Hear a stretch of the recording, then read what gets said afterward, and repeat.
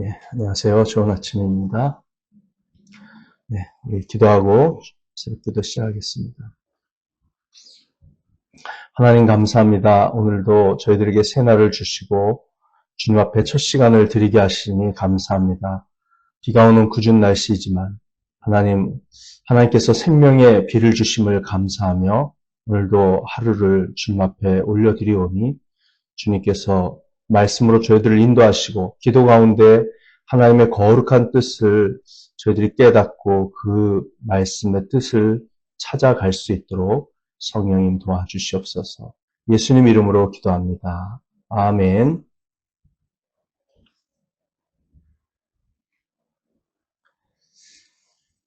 예, 자 오늘은 에베소서 6장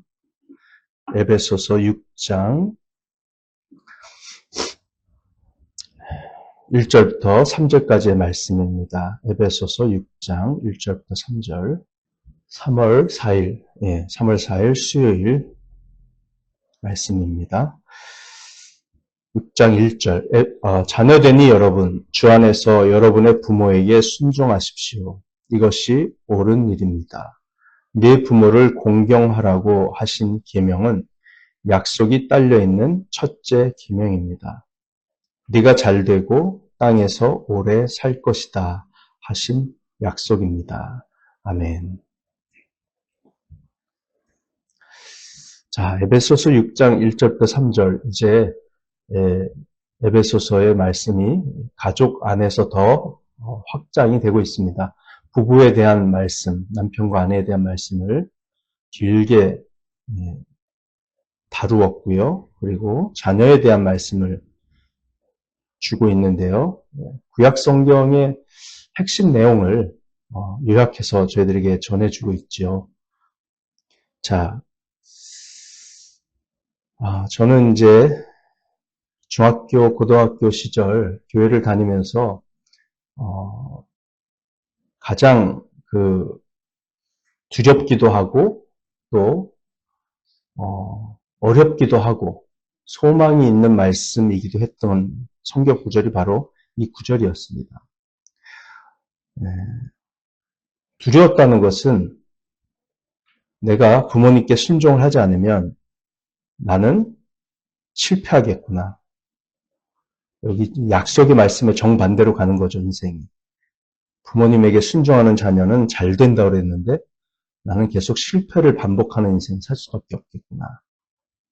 두 번째는 나는 단명하겠구나. 땅에서 오래 산다고 그랬는데 단명하겠구나. 라는 생각을 하면서 두려웠습니다.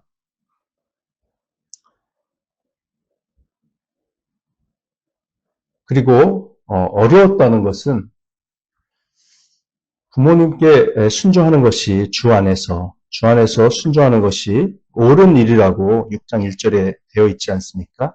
옳은 일이라는 걸 알면서도 왜 그렇게 집에서는 그게 잘 안 되던지, 옳다는 걸 알면서도 나도 모르게 계속 이제 반항심이 나오고 또 부모님을 무시하는 마음이 생기고, 불순종하는 것은 너무 자연스럽고 쉬운 일인데 순종하는 것은 그것을 역행하는 일이기 때문에 너무 어렵지 않습니까?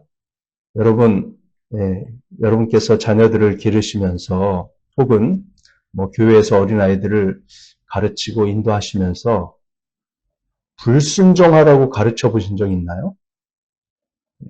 불순종을 가르쳐야 될 정도로 항상 순종만 하는 아이가 있습니까? 불순종이란 이렇게 하는 거야. 그런 거 한 번도 가르쳐 주지 않아도 저절로 불순종하죠, 아이들이.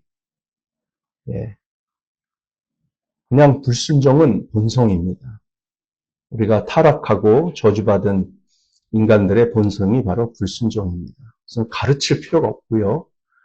저절로 아이들 때부터 아주 어린 아이 때부터 지금 저희 교회에서 가장 어린 아이라고 할 수 있는 병훈이 엄마한테 한번 물어보세요. 그 아이가 얼마나 불순종을 하는지 물어보시면 알 수 있을 거라고 생각합니다. 뼛속까지 불순종. 그래서 순종이 잘 안 되기 때문에 참 두려웠습니다. 나는 이 하나님의 축복의 약속으로부터 벗어나서 살아가면 어떻게 하나 하는 그런 두려움도 있었고, 또 부모님께 난 정말 순종하고 싶은데 하나님의 축복을 받고 싶기도 하고, 또 1절 말씀을 보면 이것이 옳은 일이라고 했으니까요. 이것이 정말 옳은 일이고 하나님께서 기뻐하신 일이기 때문에 나를 구원하신 예수님, 또 내가 회개했을 때 부모님에게 불순종했던 것을 얼마나 많이 고백했습니까? 다 기억나진 않겠지만 몇 가지 기억은 나요. 그 불순종했던 걸 다 고백하고 죄를 용서받았는데 중학교 1학년 때 그렇게 하고 나서도 또 불순종하고 또 반복해서 또 회개하고 그랬던 기억이 납니다. 옳은 일이라는 걸 알면서도 참 잘 안 되니까 어려웠지요. 그러나 소망을 갖게 된 것은 점차 예수님을 믿고 주 안에 있는 나 자신이 그렇게 부모님께 순종할 수 있는 마음으로 변화되어 가는 것을 저 자신의 모습을 관찰하면서 소망을 갖게 됐습니다. 이것은 성령님의 능력으로만 되는 일이고 하나님께서 은혜로 도와주셔야만 하는 일이라는 것도 깨달아가면서 소망을 갖게 됐어요. 저희가 이제 교회를 개척을 한 것이 2001년입니다. 2001년도에 교회를 개척을 했습니다. 만 32살에 교회를 개척을 해서 새사람교회라는 이름을 짓고 목회를 시작했는데 6명이서 교회를 시작을 했습니다.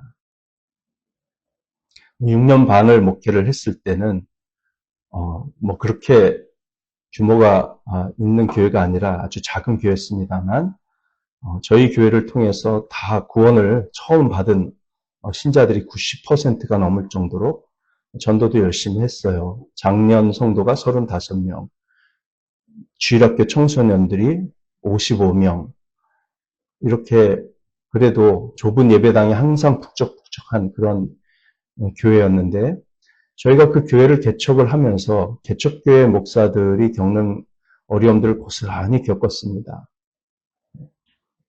교회를 개척을 할 때 치바 영광교회가 카시아 영광교회를 개척하면서 3년치 월세를 내주고 사례비를 매달 꼬박꼬박 대주는 그런 형식의 지원이 있다고 들었는데 저는 그런 지원을 받지 못하고 개척을 했습니다.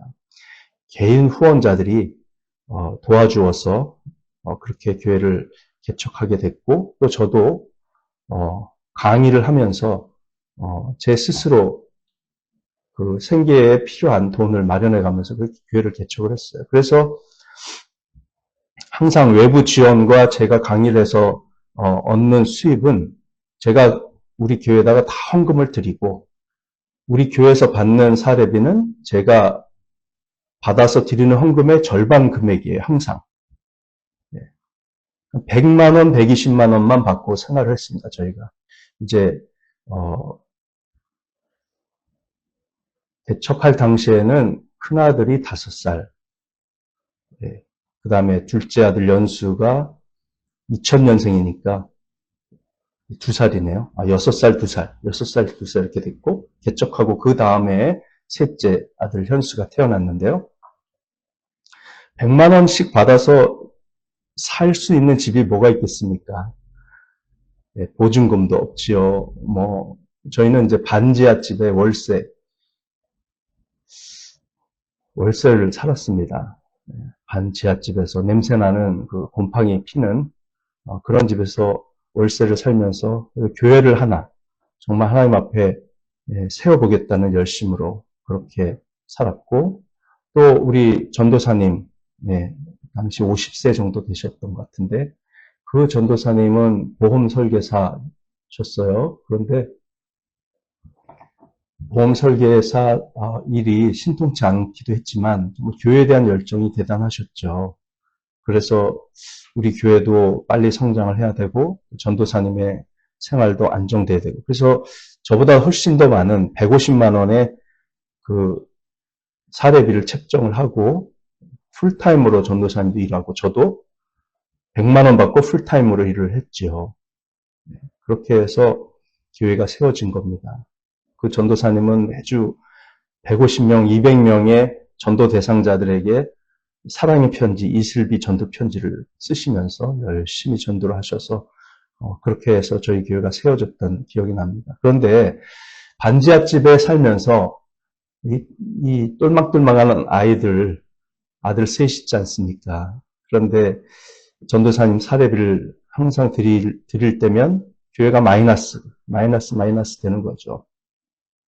그럴 때 하나님께 저희가 기도한 게 있어요.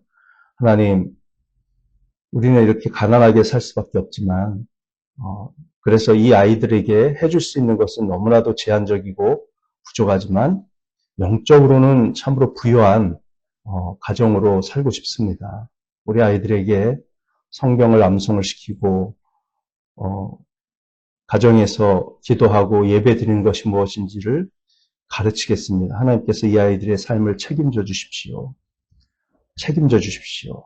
그렇게 기도하면서 성경 암송을 시키기 시작한 거예요. 예, 당시 34개월이었던 둘째 연수가 성경 구절 한 절 이렇게 외우더니 뭐 몇 개월 안 돼서 한 30절을 외웠어요. 그 꼬마가. 지금 병준이보다도 어려요. 예, 그런 아이가. 그렇게 하면서 이제 점점 이게 횟수가 늘어가니까 나중에 500절을 외우게 됐죠. 근데 그 중에 항상 외웠던 성경 구절이 바로 이 구절입니다. 에베소서 6장 1절부터 3절까지의 말씀. 그리고 이제 성경 암송을 하고 그날 묵상한 걸 서로 돌아가면서 나누고 발표를 하고 그리고 기도를 하고 서로 꼭 끌어안아주면서 한 명씩 끌어안아주면서 사랑하고 축복한다고. 그리고 자는 게 저희들의 하루 일상의 마무리였어요. 그런데 하루는 6학년이었던 제 큰아들이 이 구절을 묵상하면서 발표를 하더라고요. 나는 이제부터 엄마 아빠의 말씀을 잘 듣는 아이가 되겠습니다. 딱 그러더니 왜냐하면 그것은 옳은 일이기 때문입니다. 딱 그러는 거예요. 아주 짧은 말인데 하나님 보실 때 옳은 일이기 때문에 자기는 이제부터 부모님의 말씀을 잘 들으면서 살겠다고 그렇게 얘기를 했어요. 아주 짧은 말이었지만 굉장히 울림이 있었고 이 아이가 이것이 옳은 일이기 때문에 자기는 부모에게 순종하겠다는 결심을 했구나. 참 귀하구나. 예. 그래서 제가 그 아이가 지금 만 30살이니까요. 96년생. 6학년이면은 만 12살인데 18년이 지났는데도 제가 잊혀지지가 않아요. 그렇게 해서 참 가난한 시절을 보내면서 아이들 부지런히 성경 암송시키고 우리가 해줄 수 있는 것이 이거밖에 없다. 도훈을 해줄 수도 없고 아이들 좋은 교육을 해줄 수도 없고 가정에서 신앙으로 그래서 반지하에서 몇 년을 이렇게 살면서 아이들 건강에도 너무 안 좋고 항상 기관지 질환을 달고 살았던 것 같아요. 그렇지만 이렇게 30년 가까이 이렇게 지나면서 돌아볼 때 하나님께서 우리 아이들을 키워주셨구나. 잘 키워주셨구나. 그런 생각을 하게 됩니다. 성경 암송을 할 때는 그렇게 지겨웠지만 돌아보면 우리 아이들이 그래요. 지겨웠다고. 정말 매일매일. 하지만 그 말씀이 자기들의 인생을 지켜주었고 죄에 빠져들지 않도록 빠져도 다시 돌아올 수 있도록 그렇게 해준 능력의 말씀이었다고 그래서 자기들도 아이를 낳아서 키우면 성경을 암송시키겠노라고 그런 이야기를 하는 걸 보면 당시 저희들의 그 결정 교회를 세우기 위해서 저희가 받을 수 있는 수입의 절반밖에 교회에서 받지 않도록 결심을 하고 또 때로는 사례비를 아예 안 받기로 한 적도 있고 40일 금식도 해가면서 그렇게 해나갔습니다. 그럴 때마다 하나님께서는 놀랍게 기적적으로 역사하셔서 저희 부모님이 할아버지에게 상속을 받아서 11조 감사원금을 드렸는데 3천만 원이 되기도 하고, 작은 교회에 큰 돈이죠. 그런 것들이. 그렇게 해서 또 전도사님의 사례비를 빠뜨리지 않고 위기를 넘기고, 뭐, 저의 사례비를 받는 거는 두 번째 관심사고, 항상 전도사님의 사례비를 먼저 챙겨드리는 데 힘썼던 그런 시간들. 그러니까, 전도 받아서 구원받은 성도들이 항상, 고마워하면서, 아유, 목사님, 어떻게 사세요? 사례비를 안 받고, 반찬 자기 집에서 만들면 자기들이 먹기 전에 요만큼을 먼저 떼놓고 밥을 먹어요. 그리고 떼놓은 거를 저희 집으로 가지고 옵니다. 또 이거 드시라고 이거라도.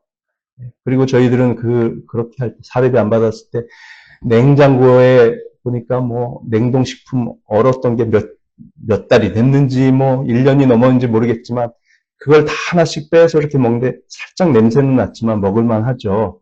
그걸 다 이렇게 데워서 먹고 요리해서 먹고 그러니까 나중엔 냉장고 냉동실이 텅텅 비었는데 그렇게 쌓아놓고 살면서도 내가 없다고 생각했었구나 뭐 그런 것도 느끼고 참 그 시절이 그립기도 하고 그렇습니다. 그런데 정말 그런 가운데서도 아이들에게 순종을 가르치기 위해서 하나님의 말씀을 암송시켰던 그렇게 해서 시작됐던 저희들의 영적인 여정이 오늘날 이렇게 열매를 맺어가는 모습을 보며 감사를 드리고 있습니다. 저희들이 자녀들에게 불순종을 가르치지 않아도 아이들은 저절로 불순종을 합니다. 이렇게 암송을 시키면서 키웠던 우리 자식들이지만 때때로 지갑에서 우리의 돈을 훔쳐가서 오락을 하기도 하고 뭐 가게에 가서 뭘 사 먹기도 하고 애들이 흔히 짓는 죄들이 있잖아요. 뭐 그런 일들도 있고요. 네, 그게 죄인이죠. 그래서 우리는 끊임없이 이 타락하고 죄악된 인생 가운데서 하나님의 말씀을 가르쳐서 그 말씀 앞에 아이들이 두려움을 갖게 하고 그 말씀이 옳다는 것을 인생에 여러 가지 자기 나름대로 고난들이 있을 거 아닙니까? 그런 걸 통해서 또 깨닫게 되고 하나님 앞에 돌이키고 회개하고 거룩하고 경건하게 살기로 다짐하는 그런 반복된 일들이 있어 왔기 때문에 오늘날 우리 아이들의 그나마 이 정도만이라도 하나님 앞에서 살아가는 모습이 형성됐다고 생각을 합니다. 저희들이 나이가 이제 많이 들었고 또 우리 부모 세대들은 이미 세상을 떠났거나 아니면은 건강이 굉장히 좋지 않은 채 이제 임종을 얼마 두지 않은 그런 상태에 있거나 뭐 그런 분들도 이 중에 있고요. 이미 다 보내드린 분들도 계시고 그런데 그렇습니다. 우리 자식들한테 부모 공경하기를 저희들이 가르쳐야 됩니다. 너 복 받고 싶으면 나한테 잘해. 이 말을 할 수 있어야 됩니다. 나는 네가 복을 받기를 원한다. 내가 너한테 돈을 바라는 게 아니고 나를 공경해라. 나를 공경하는 건 뭐냐면 나를 통해서 주시는 하나님의 말씀에 네가 순종하면 그게 나를 공경하는 거야. 나를 공경하면 네가 하나님을 공경할 수 있고 하나님을 경외할 수 있고 하나님께 순종할 수 있단다. 이 말씀을 가르쳐야 됩니다. 그래야 아이들이 복을 받아요. 네. 그래서 부모가 하는 말이 곧 하나님의 말씀이라고 하는 전제하에 네가 나를 공경하면 너는 하나님으로부터 복을 받을 거야. 이것을 이제 이미 어른이 된 다 성장한 자녀들에게도 며느리에게도 손자 손녀들에게도 저희들이 가르칠 수 있어야 된다고 생각합니다. 그것을 위해서 저희들이 계속 기도하고 중보기도 하고 또 틈날 때마다 참 부드럽게 가르쳐야겠죠. 옛날에 하던 것처럼 매를 때려가면서 할 수는 없죠. 그래서 저희들이 정말 이 귀중한 말씀 주 안에서 여러분의 부모에게 순종하십시오. 이것을 우리 자녀들에게 가르치는 일. 그것은 옳은 일입니다. 가르치는 것도 옳은 일이고 우리 아이들이 그렇게 순종하는 것도 옳은 일이고요. 그러면 하나님께서는 약속대로 잘되게 하시고 땅에서 오래 살게 하십니다. 여기서 잘되게 한다는 것이 구약시대 배경에서는 가나안 땅에서 뭐 전염병이나 또 기근, 홍수 뭐 이런 것들로부터 보호해 주시고 또 그 땅이 외적의 침입에 의해서 뺏기거나 그 땅에서 추방당하거나 하는 일 없이 오랫동안 그 땅에서 살 것이다라고 하는 그런 약속이 포함되어 있는 표현입니다만 이것은 일반적인 약속이에요. 일반적인 약속. 일반적으로 이렇게 부모에게 순종하는 자에게는 잘되고 오래 살게 해주시는 복이 있다는 것입니다.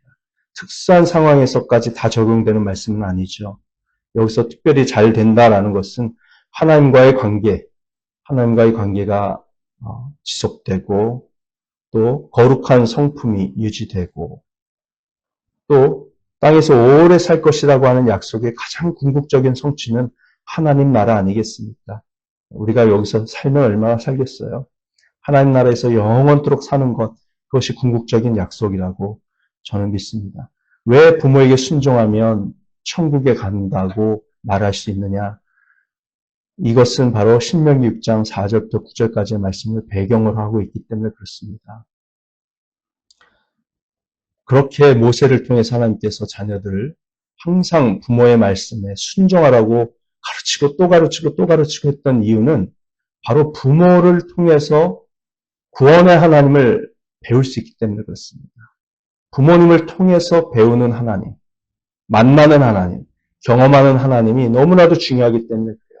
부모님이 전하는 매일매일의 모든 상황에서의 훈계와 조언과 가르침과 잔소리가 결국은 거룩한 하나님의 구원의 말씀을 전하는 것이기 때문에 그것을 전제로 이렇게 하는 것이죠. 그래서 부모의 말씀에 순종하면 예수님을 믿게 되고 하나님의 뜻대로 살게 되고 그것의 결론은 천국이다. 이런 도식이 성립될 수 있도록 우리 부모가 해야 될 역할이 너무나도 명확해지죠. 저희들이 복음으로 살고 하나님의 거룩한 말씀에 순종하면서 사는 자들이라면 우리 자녀들이 부모에게 순종하게 할 때 그들의 마지막은 구원일 것입니다. 그들의 마지막은 참된 성공, 즉 하나님과의 관계가 온전히 회복된 인생을 사는 것이 될 것입니다. 그 일을 위해서 이미 다 성장한 자녀들이나 또 우리 교회의 젊은 세대들, 어린이 청소년들을 위한 저희들의 신앙 교육이 초점이 맞춰져서 주님 앞에 순종하고 열매 맺는 저와 여러분들이 다 될 수 있기를 간절히 바랍니다. 기도하시겠습니다. 할렐루야. 하나님 아버지 감사합니다. 오늘도 귀한 말씀을 통해서 저희 부모들의 사명, 또 교회에서의 기성세대 그리스도인들의 사명이 무엇인지 다시 한번 보게 하시오니 감사합니다. 오늘도 저희들이 이 말씀을 붙들고 기도하며 나아갈 때 참으로 하나님께서 주시고자 하시는 놀라운 영적인 축복들, 놀라운 인생에 있어서의 참된 형통과 참된 성공이 저희들과 우리 자녀들에게 또 그 후손들에게 계속해서 이어져 갈 수 있도록 그래서 주님 앞에 쓰임받는 고귀한 인생이 될 수 있도록 하나님 복의 복을 더하여 주시옵소서. 감사하며 예수님 이름으로 기도합니다. 아멘. 내일은 이 말씀을 좀 본문을 깊이 묵상하면서 좀 자세히 들어갈 겁니다. 이 1절, 2절 가지고도 며칠 동안 할 것 같아요. 좋은 하루 되십시오. 사랑 축복합니다. 기도하는 시간 갖겠습니다.